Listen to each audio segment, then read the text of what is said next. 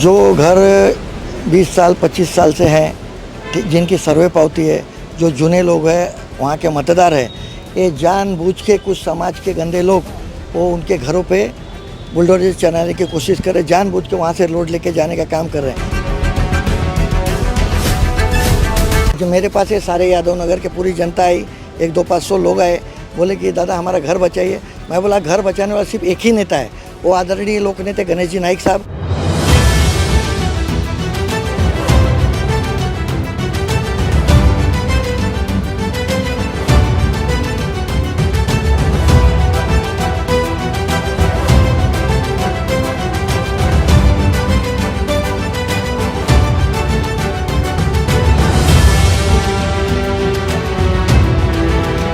अगर आज नाइक साहब ने मध्यस्थता नहीं की होती तो कम से कम 500 घर टूट जाते इन गरीबों के।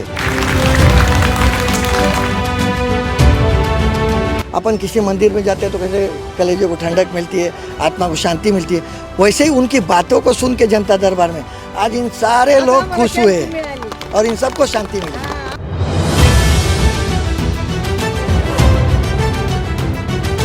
दादा आम्हाला पहिल्यापासून साथ देतात, आता बी साथच द्यावी दादानी, आता बी साथच देतात। चांगलं बोललं ती की गरीबाला हाशी आणा, दुःख द्याव नका, कोण म्हणलं दादा बोलले म्हणून आम्ही त्यांना आनंद देतो, आम्ही आशीर्वाद देतो आणि त्यांना आम्हाला सहारा द्यावा, आसरा द्यावा, कुणाला हटवू नाही। सम्माननीय नाइक साहब बीरेश सिंह इनके थ्रू से आए थे और वो हमारा सॉल्यूशन MIDC और हम सबको बैठकर उसका निर्वहन करके देंगे ऐसा बोले। अगर नहीं हुआ तो वापस हमारे पास जनता दरबार में आइए। आपको शांत वाटतं, तेवढा आधार वाटतो, सांगितलं धीर दिला चांगला।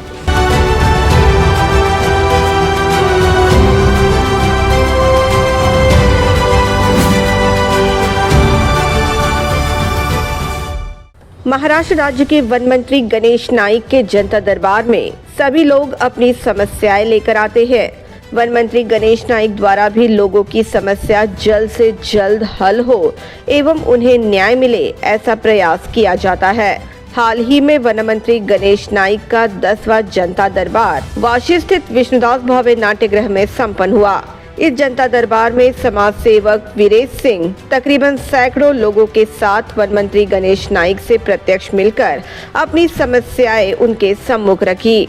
बता दें कि यादव नगर में तकरीबन 20 से 25 सालों से रहने वाली जनता जिनके पास सभी दस्तावेज मौजूद है, उनके घरों को तोड़ने का काम एवं वहां से रोड बनाने की योजना कुछ समाज कंटकों द्वारा की जा रही है। उनके इसी नाकाम मंसूबों पर पानी फेरने और गरीबों के सर से उनकी छत ना छीनी जाए, इसलिए उन्होंने पूरा मामला वन मंत्री गणेश नाइक के सम्मुख रखा। इस पर वन मंत्री गणेश नाइक ने उन्हें यह विश्वास जताया कि उनके घरों पर कोई आंच नहीं आएगी। इसी की अधिक जानकारी समाज सेवक वीरेश सिंह ने देते हुए कहा कि यहाँ वो राजनीति नहीं बल्कि समाज नीति करने आए हैं एवं लोगों के घर बचाना उनका मकसद है। जो घर 20 साल 25 साल से हैं, जिनकी सर्वे पावती है, जो जूने लोग हैं, वहाँ के मतदार हैं, ये जानबूझ के कुछ समाज के गंदे लोग वो उनके घरों पे बुलडोजर चलाने की कोशिश कर रहे, जानबूझ के वहाँ से लोड लेके जाने का काम कर रहे हैं। इनका काम ही यही है। आज तक इनके बारे में इतिहास उठा के देखिए इन्होंने क्या किया। मेरा सिर्फ कहना में इतना है, मेरे को राजकारण करना नहीं। राजकारण अगले महीने ख़त्म हो चुका है, 15 तारीख 16 तारीख से। अब 5 बरस समाजकरण करना है, ठीक है। मैं जो मेरे पास ये सारे यादव नगर के पूरी जनता आई, 100-500 लोग आए, बोले कि दादा हमारा घर बचाइए। मैं बोला घर बचाने वाला सिर्फ एक ही नेता है, वो आदरणीय लोक नेता गणेश जी नाइक साहब, और मैं सिर्फ एक माध्यम हूँ आपका। मैं उन सबको लेके आज जनता दरबार में आया और नाइक साहब ने वो रोड पूरा कैंसिल करके जो स्कूल के तरफ से रोड है, जहाँ से कोई भी झोपड़ा नहीं टूटेगा, उस तरफ ऐसा कम से कम झोपड़ा टूटे ऐसा रास्ता उन्होंने निकाला हुआ है। आगे उन्होंने ये भी कहा कि ये जानबूझकर विरोधकों द्वारा की गई साजिश है। अगर आज नाइक साहब ने मध्यस्थता नहीं की होती तो कम से कम 500 घर टूट जाते इन गरीबों के। जो जूने लोग हैं उनका गुनाह क्या है? सिर्फ वो लोग नाइक साहब के साथ है इसके लिए तोड़ा जा रहा है, बाकी कुछ नहीं गुनाह है। सिर्फ नाइक साहब के साथ है, अच्छे लोगों के साथ है, इसके लिए जानबूझ के उनका घर तोड़ा जा रहा है। और जिनका नाम मैं तो मांग करता हूँ कि जिनको आज तक का लाइट बिल है उनको भी घर दिया जाए। मैं नहीं चाहता कि कोई बेघर हो, लेकिन इन लोगों की ये धारणा है विरोधकों की कि ये बेघर करके इनको नाइक साहब का वोट बैंक को, हमारे भारतीय जनता पार्टी के वोट बैंक को बाधित किया जाए। शुरुआत से ही जब मुझे यादव नगर की कमान नहीं दी गई थी, उसके पहले से ही मैं यादव नगर में जाता आता रहा, काम किया है।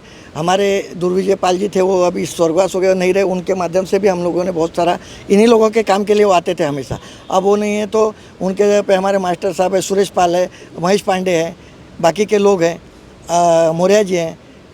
तो अभी कैसा है कि हम लोगों ने शुरुआत से ही, जब से वहाँ पे ट्रक टर्मिनल का काम हुआ, हमें मालूम था कि ये झोपड़े टूटेंगे, तब से हम लोग ने कंटिन्यू MIDC, पुलिस और आदरणीय लोकनेता गणेश जी नाइक साहब का पाठपुरावा और म्यूनसिपल कमिश्नर का पाठपुरावा किया हुआ है।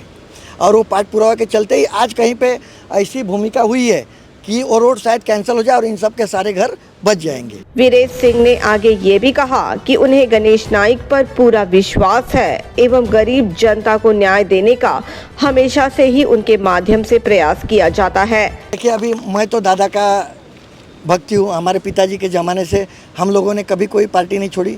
जहाँ दादा रहे हम वहीं रहे। जो झंडा दादा का रहा वही झंडा हमारा है।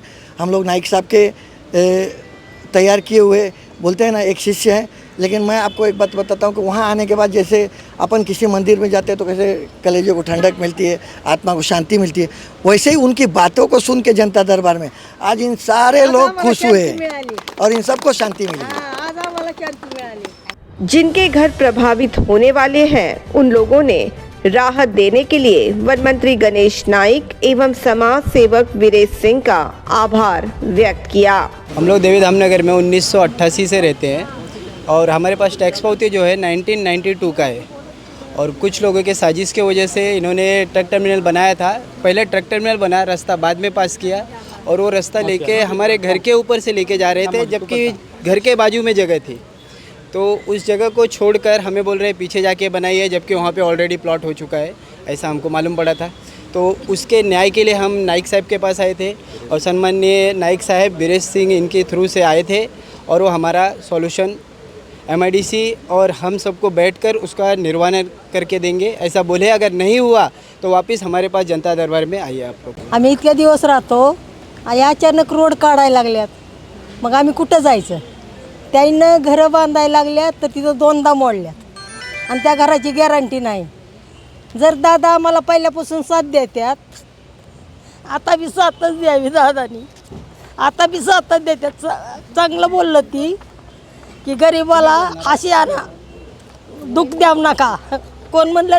दादा बोलले, म्हणून आम्ही त्यांना आनंद देतो, आम्ही आशीर्वाद देतो आणि त्याईनं आम्हाला सारा द्यावा, आसरा द्यावा, कुणाला हटवू नाही, हे आमचं म्हणणं आहे।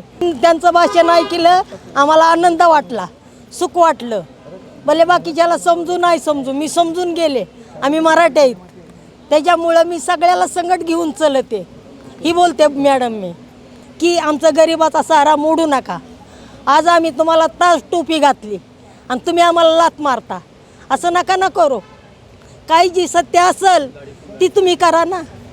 आम्ही अन्याय नाही केला, आम्ही मेहनत करून खातो, तुम्ही आमच्यावर अन्याय करू नका, म्हणून आम्ही दादाच्या बगलाला येतो आणि दादा आम्हाला हमेशा साथ देतात। हमेशा टेन्शन हे देतात, जरा दादा आल्यावर जरा समाधानी वाटते जीवाला। तरी पण बोलतात आम्ही असं करू तसं करू, झोप येत नाही मॅडम नुसते रात्रीला सुद्धा। मुलगा तिकडं भाड्यानं राहते, मी एकटीच इथं राहते। सारखं सारखं सारखं सारखं 30 वर्ष झालेलं आहे, सारखं जावं तर कुठं जायचं, असं एकदम माझ्या दरवाजाचे असंच ट्रॅक्टर फिरतंय, असंच फिरतंय, असं शांत वाटतं, तेवढा आधार वाटतं। सांगितलं, धीर दिला चांगला।